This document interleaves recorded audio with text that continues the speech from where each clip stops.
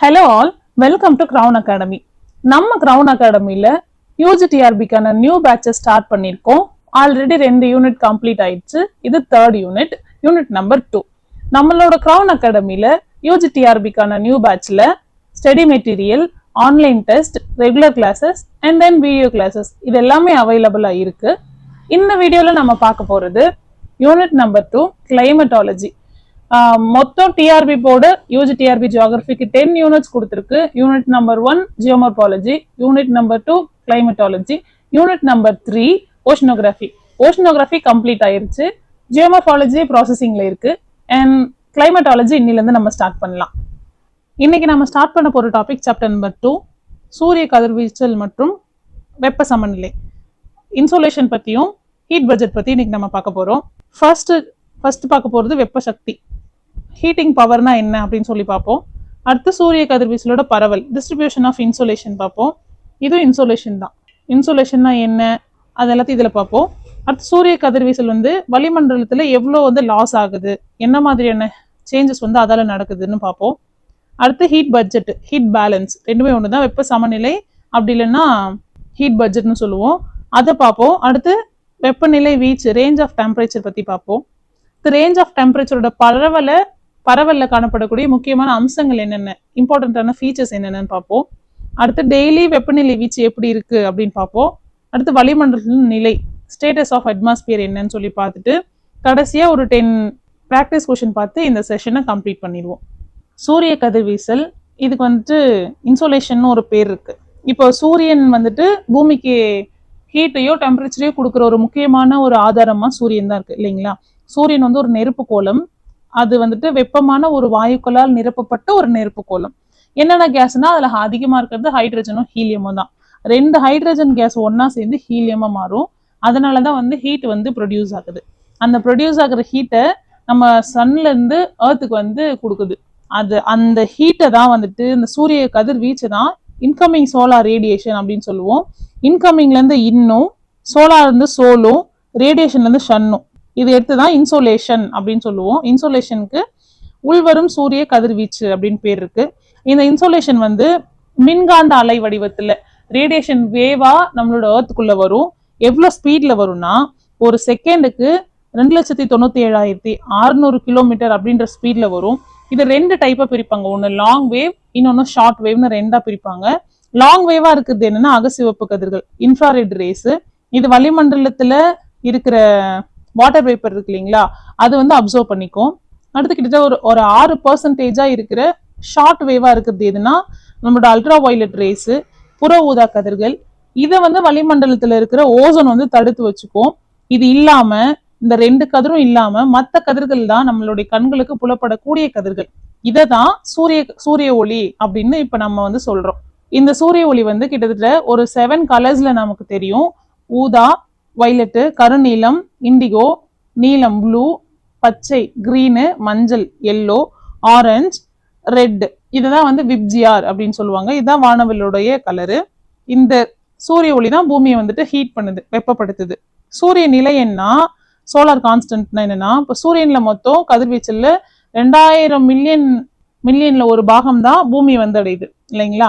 அந்த வளிமண்டலத்துடைய வெளி எல்லையில பெறப்படுற சூரிய கதிர்வீசலோட அளவு 1.94 கிராம் கலோரி பர் சதுர சென்டிமீட்டர் பர் மினிட்டுக்கு. இந்த அளவுல அதிகமான மாறுபாடு அளவு பெருசா இருக்காது, ஒரே மாதிரி தான் எப்பவுமே இருக்கும். இந்த அளவை தான் சூரிய நிலைன்னு சொல்றாங்க. இத 1.9 gram calorie per square centimetre per minute. இது நல்லா ஞாபகம் வச்சுக்கோங்க. மேபி 1 மார்க்ல கேட்கறதுக்கு நிறைய சான்சஸ் இருக்கு. சூரிய கதிர்வீசலுடைய பரவல், டிஸ்ட்ரிபியூஷன் ஆஃப் இன்சோலேஷன், அதான் நாம இப்ப பார்க்க போறோம். பூமியோட மேற்பரப்பு அடைகிற சூரிய கதிர்வீசல் அன்ஈவனா தான் நம்மளோட பூமியில பரவி இருக்கு. இதுக்கு நிறைய முக்கியமான அம்சங்கள் இருக்கு. முதல் அம்சம் என்ன, ஜூன் 21 அன்னைக்கு 30 டிகிரி நார்த்ல இருந்து 40 டிகிரி நார்த் லாட்டிடியூட் வரைக்கும் அதிகமான சூரிய கதிர்வீசல் இருக்கும். இது காரணம் நமக்கு தெரியும். சன் நார்தர்ன் ஹெமிஸ்பியரை நோக்கி நகர்ந்திருக்கும். அப்போ 0.233 கிராம் கலோரி பர் சதுர கிலோமீட்டர் பர் மினிட்டுக்கு இவ்வளோ கலோரி சூரிய சோலார் கான்ஸ்டன்ட் இருக்கும். ஏன்னா நமக்கு தெரியும் இந்த சப்ட்ராபிக்கல் ஹை ப்ரெஷர் பெல்ட் அப்போ அங்க டெம்பரேச்சர் அதிகமா இருக்கும். ஆனா ஹியூமிடிட்டி ரொம்ப கம்மியா இருக்கிறதால மேகமூட்டம் வந்து கம்மியா தான் பரவி இருக்கும். அடுத்து March 21 அப்போ முதுவேநீர் காலம் இருக்கும் இல்லைங்களா, சம்மரு. அப்போ வந்துட்டு சம இரவு நாள் அன்னைக்கு ஈக்குவேட்டர் ரீஜன்ல வந்துட்டு நம்மளோட சன் இருக்கும். அப்போ 10 டிகிரி நார்த்ல இருந்து 20 டிகிரி நார்த் வரைக்கும் லாட்டிடியூட் வரைக்கும் அதிகமான சூரிய கதிர்வீசல் இருக்கும். அப்போ அதோட அளவு 0.221 இருக்கும். அடுத்து September 22 அப்போ இலையுதிர் காலம் ஸ்டார்ட் ஆகிரும். அப்போ சம இரவு நாள் பகல் நாள் அப்போ 20 டிகிரி நார்த்ல இருந்து 30 டிகிரி நார்த் லாட்டிடியூட் வரைக்கும் வாங்குற சன்லைட் எவ்வளோனா 0.201 கிலோ கலோரி வந்து இருக்கும். டிசம்பர் 21 அப்போ இளவேநீர் காலம் ஆரம்பிக்கும். அந்த ஈகோனெக்ஸ் அன்னைக்கு 0 டிகிரில இருந்து 10 டிகிரி வடக்கு வரைக்கும் அங்க சூரிய கதிர்வீசலோட அளவு எவ்வளவு இருக்குன்னா 0.164 கிலோ கிராம் கலோரி வந்து இருக்கும். பொதுவா மொத்தமா இருக்கிற இன்சோலேஷன்ல நமக்கு எல்லாருக்கும் தெரியும், இங்க 0 டிகிரி லாட்டிடியூட், அதாவது புவி நடுக்கோட்டு பகுதியில தான் அதிகமான சன்லைட் வந்து அதிகமா இருக்கும். மேல போலார் ரீஜன் நோக்கி போக போக சன்லைட் அதோடைய டிஸ்ட்ரிபியூஷன் வந்து ரொம்ப கம்மியாயிட்டே இருக்கும். நமக்கு தெரியும், ஏன்னா இங்க வந்துட்டு வெர்டிகலாவும் இங்க போக போக கொஞ்சம் கொஞ்சமா ஹரிசாண்டலா இதோட இன்க்ளினேஷன் வந்து அதிகமாயிட்டே போகும். அதனாலதான் சன்லைட் வந்து ஈக்குவேட்டர் ரீஜன் பகுதியில இங்க அதிகமாகவும் இங்க போக போக போக போக கம்மியாயிட்டேவும் போறதுக்கு காரணம் அதுதான். அது மட்டும் இல்லாம சூரிய கதிர்வீசோட பரவலுடைய பருவாலயம் அப்படின்னு சொல்லுவாங்க, சீசனல் ரீதம், அதுவும் போக போக குறைஞ்சிட்டே போகும். அதுக்கான ரீசனும் நம்மளுடைய சன்ரைஸோட இன்க்ளினேஷன் தான், சாய்வு தான். நெக்ஸ்ட் நம்ம பார்க்க போற டாபிக் சூரிய கதிர்வீசலுடைய பரவலை பாதிக்கக்கூடிய காரணி, factors affecting the distribution of insolation. என்னென்னா ஃபர்ஸ்ட் ஆங்கிள் ஆஃப் இன்சிடென்ட்ஸ்னு சொல்லுவாங்க, சூரிய கதிரோட விழுகோணம். இதுக்கு காரணம் வந்து பூமி 23 டிகிரி சாஞ்சி சுத்துறதால தான். அடுத்து சூரிய ஒளியோட கால அளவு, டியூரேஷன். நெக்ஸ்ட் சூரியனோட நிலையன், சோலார் கான்ஸ்டன்ட். அதுக்கப்புறம் சூரியனுக்கும் பூமிக்கு நடுவில் இருக்க தூரம், அதை பொறுத்தும் சூரியனோட கதிர்வீசலோட பரவல் வந்து மாறுபடும். அடுத்து வளிமண்டலத்தோட தன்மை, டிரான்ஸ்பரன்சி ஆஃப் த அட்மாஸ்பியர், இதை பொறுத்தும் சூரியனுடைய பரவல் வந்து மாறுபடும். சூரிய கதிரோட பரவல் பூமியில மாறுபடும். ஃபர்ஸ்ட் ஆஃப் ஆல் நம்ம தெரிஞ்சுக்க வேண்டியது inclination, angle of inclination, angle of இன்சிடென்ட்ஸ்னு சொல்லுவாங்க. இது வந்து ஃபர்ஸ்ட், இப்போ பூமி வந்து ஜியாய்டு ஷேப்ல இருக்கு இல்லைங்களா, பூமி புவி வடிவத்தில் இருக்கு. அது வந்து பூமி தன்னோட அச்சுல கிட்டத்தட்ட 23 டிகிரி சாஞ்சா சுத்துது. ஸோ சூரிய கதிர்வீசலும் பூமியோட எல்லா பகுதியிலையும் ஒரே மாதிரி செங்குத்தா விழாம அதோட இன்க்ளினேஷனுக்கு ஏற்ற மாதிரி வேற வேற மாதிரி விழும்.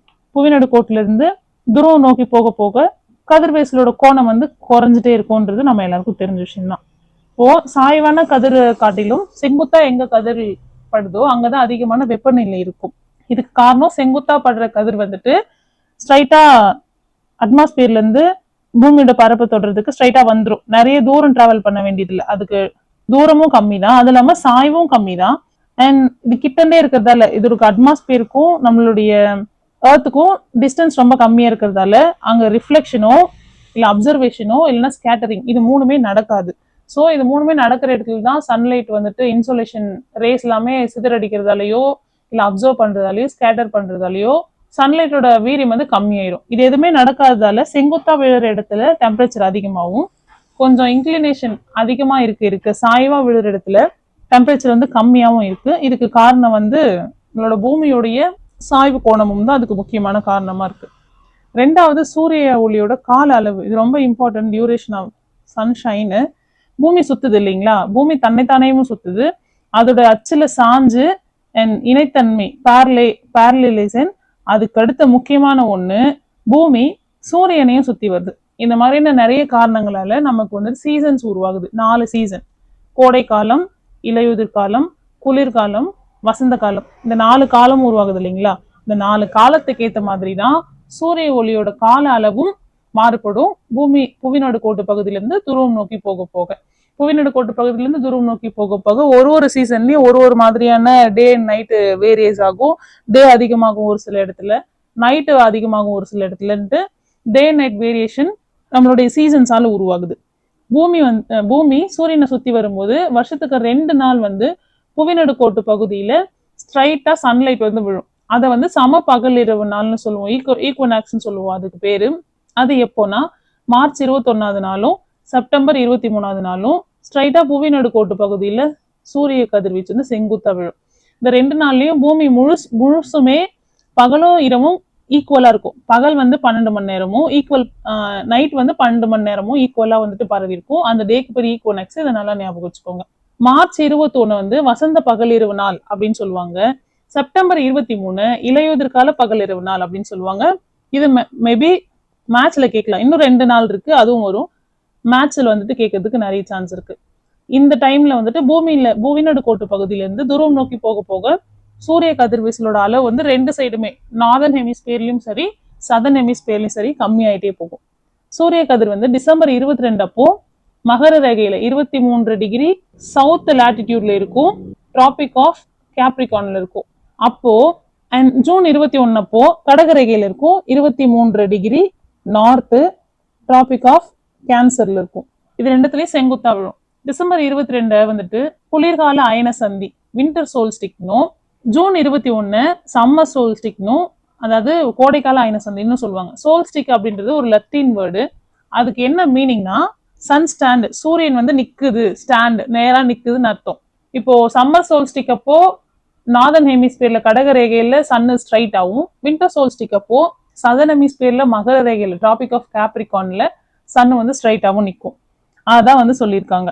டிசம்பர் 22 அப்போ புவிநடு கோட்டு பகுதியில 12 மணி நேரம் வந்து பகல் இருக்கும். ஆனா துருவம் நோக்கி போக போக பகல் வந்து அதிகமாயிட்டே இருக்கும். எந்த துருவம்னா தெற்கு துருவம் நோக்கி போக போக பகல் வந்து அதிகமாயிட்டே இருக்கும். தென் துருவத்துல 24 மணி நேரம் பகலாவே இருக்கும். இதுக்கு அப்படியே ஆப்போசிட்டா ஜூன் 21 அப்போ புவிநடு கோட்டு பகுதியில பகல் 12 மணி நேரம் இருக்கும். ஆனா துருவம் நோக்கி போக போக அதிகரிச்சுட்டே போகும். எந்த துருவம்னா வட துருவம். வட துருவம் நோக்கி போக போக வட துருவத்துல அந்த போல் ரீஜியன்ல டே வந்துட்டு 24 ஹவர்ஸுமே இருக்கும். கிட்டத்தட்ட 6 மாசமுமே பகலாதான் இருக்கும். அதை வந்து அச்சரேகைக்கு ஏற்ற மாதிரி இந்த டேபிளர் காலம்ல சொல்லியிருக்காங்க. ஃபர்ஸ்ட் 0 டிகிரியில பகலோட நீச்சி 12 மணி நேரம் இருக்கும். 31 டிகிரியில பகலோட நீச்சி 14 மணி நேரம் இருக்கும். 49 டிகிரி லாட்டிடியூட்ல பகலோட நீச்சி 16 மணி நேரம் இருக்கும். Even south and north hemisphere. 58.5 டிகிரியில 18 மணி நேரமும், 66.5 டிகிரியில 24 மணி நேரமும், 67.4 டிகிரியில 1 மாசம் ஃபுல்லா பகலாவும், 78.2 டிகிரியில 4 மாசம் ஃபுல்லா பகலாவும், 90 டிகிரி அதாவது போலார் ரீஜியன்ல 6 மாசம் ஃபுல்லா பகலாவும் இருக்கும். இந்த டேப்லர் காலம் ரொம்ப இம்பார்ட்டன்ட். இதுல இருந்து கொஸ்டின் கேட்டிருந்தாங்க. இதுல இருந்து இந்த வாட்டி மேட்ச் பண்ணி கேட்கலாம், இல்ல ஸ்டேட்மெண்ட் பேஸ்ல கேட்கலாம், இல்ல நார்மலாவே ஒன் வேர்ட்ல கூட கேட்கறதுக்கு நிறைய சான்ஸ் இருக்கு. வருஷம் முழுக்க புவிநடு கோட்டு பகுதியில பகல் இரவு சமமா தான் இருக்கும். ஆனா கோடை காலத்துல பகலோட நீச்சி அதிகமாகவும் இரவோட நீச்சி கம்மியாகவும் இருக்கும் நார்தர்ன் ஹெமிஸ்பியர்ல. குளிர்காலத்துல அப்படியே ஆப்போசிட்டா இருக்கும் சதர்ன் ஹெமிஸ்பியர்ல. அடுத்து டிசம்பர் 22 இருக்கு இல்லைங்களா, குளிர்கால அயன சந்தி வின்டர் சோல்ஸ்டிக்னு சொல்லுவோம். அதுல இருந்து சம்மர் சோல்ஸ்டிக் ஜூன் 21 வரைக்கும் வடகுலத்துல பகலோட நீச்சி அதிகமாகவும், ஜூன் 21 இருந்து டிசம்பர் 22 வரைக்கும் கம்மியாகவும், அதாவது தென்குளத்துல அதிகமாகவும் இருக்கும். இது ஆஸ் யூஷுவல் லாஜிக் படி நம்ம எல்லாருக்கும் தெரிஞ்சுக்க வேண்டிய ஒரு விஷயம். அடுத்து புவிநடு கோட்டு பகுதியில இருந்து வடதுருவம் வரைக்கும் பகல் நேரம் அதிகரிச்சுட்டே போகும். புவிநடு கோட்டுல 12 மணி நேரமா இருக்கும். ஆனா துருவ பகுதியில ஜூன் 21 இருந்து டிசம்பர் 22 வரைக்கும் 6 மாசம் ஃபுல்லாவே வடதுருவத்துல பகலாவும் தென் துருவத்துல வந்துட்டு இரவாவும் இருக்கும். இதேதான் குளிர்காலத்துல நடக்கும் அப்படின்னு சொல்லிட்டு இந்த பேராகிராஃப்ல சொல்லியிருக்காங்க.